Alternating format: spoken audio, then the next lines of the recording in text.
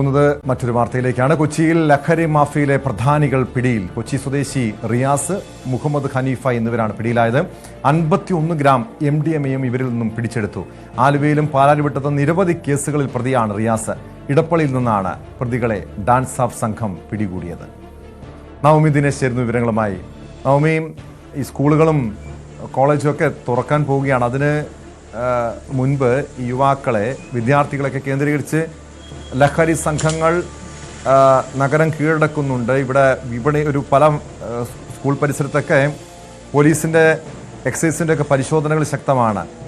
ഈ പിടിയിലായ റിയാസും മുഹമ്മദ് ഹനീഫയും ഈ ലഹരി ഇടപാടിലെ പ്രധാനികളാണ് എന്നാണ് മനസ്സിലാക്കാൻ കഴിഞ്ഞത്. എങ്ങനെയാണ് ഇവരിലേക്ക് പോലീസിന് എത്താൻ കഴിഞ്ഞത്?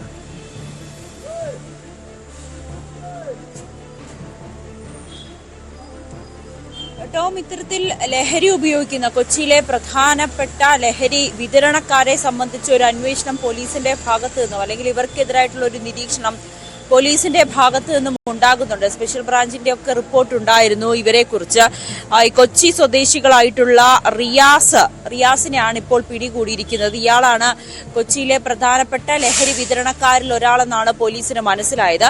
ഇയാളിൽ നിന്നും 51 ഗ്രാം MDMA ആണ് ഡാൻസ് ഓഫ് സംഘം പിടികൂടിയത്. ഇയാൾക്കൊപ്പം മുഹമ്മദ് ഹനീഫ് എന്നൊരാൾ കൂടി പിടിയിലായിട്ടുണ്ട്.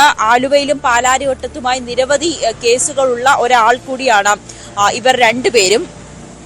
എന്നാലും പോലീസ് പറയുന്നത് പ്രകാരം ഇവരെ കുറിച്ച്, അതായത് കുറച്ച് നാളുകളായി കൊച്ചി നഗരത്തിൽ പലയിടങ്ങളിലും പ്രത്യേകിച്ച് വിദ്യാർത്ഥികൾക്കും യുവാക്കൾക്കും യുവതികൾക്കുമൊക്കെ ലഹരി എത്തിച്ചു നൽകുന്നവരാണ് ഈ പ്രതികളെന്ന് പോലീസിന് മനസ്സിലായിട്ടുണ്ടായിരുന്നു. ഇവരെ പിടികൂടുന്നതിന് വേണ്ടിയിട്ടുള്ള നടപടികളൊക്കെ, അല്ലെങ്കിൽ ഒരു നിരീക്ഷണമൊക്കെ പോലീസിന്റെ ഭാഗത്തു നിന്നും നടന്നുകൊണ്ടിരിക്കുകയായിരുന്നു. അതിനിടയിലാണ് ഇടപ്പള്ളിയിൽ നിന്നും ഡാൻസ് ഓഫ് സംഘം ഇവരെ പിടികൂടിയിരിക്കുന്നത്. ഒപ്പം ഇനി ടോം നേരത്തെ സൂചിപ്പിച്ചതുപോലെ തന്നെ സ്കൂൾ തുറക്കുന്ന സമയമാണ്.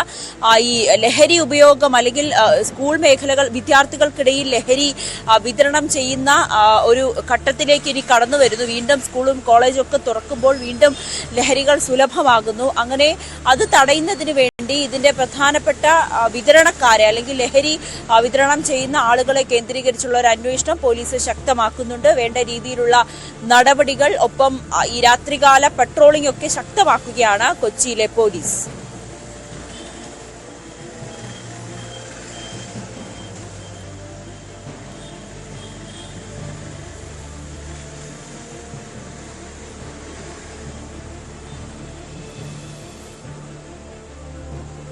തീർച്ചയായും നവമി, എന്തായാലും പോലീസും എക്സൈസും ഒക്കെ ഉണർന്ന് പ്രവർത്തിക്കുന്നുണ്ട്.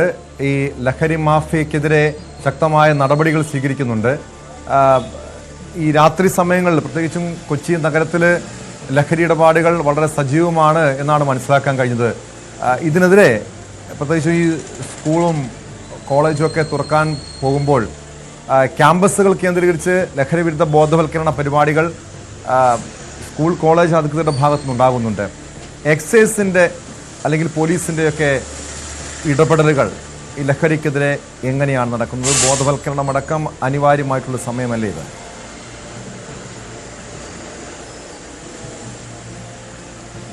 വളരെ ശക്തമായി തന്നെയാണ് പോലീസും എക്സൈസും ഒക്കെ ഇതിന്റെ ഒരു ബോധവൽക്കരണം, അല്ലെങ്കിൽ ഇതിനെതിരായിട്ടുള്ള പോരാട്ടത്തിൽ മുന്നോട്ട് പൊയ്ക്കൊണ്ടിരിക്കുന്നത്. നമുക്കറിയാം, ഒരു സമയത്ത് ഈ സ്കൂളുകളൊക്കെ അടയ്ക്കുന്നതിന് 2 മാസം മുൻപ് നമ്മൾ കേട്ട വാർത്തകൾ, അല്ലെങ്കിൽ നമ്മൾ റിപ്പോർട്ട് ചെയ്യുന്നത് എല്ലാം തന്നെ ഈ വിദ്യാർത്ഥികൾ അല്ലെങ്കിൽ യുവാക്കൾ ലഹരിക്ക് അടിമയായവർ ആക്രമണം അഴിച്ചുവിടുന്നു, കൊലപ്പെടുത്തുന്നു, അങ്ങനെയുള്ള വാർത്തകൾ.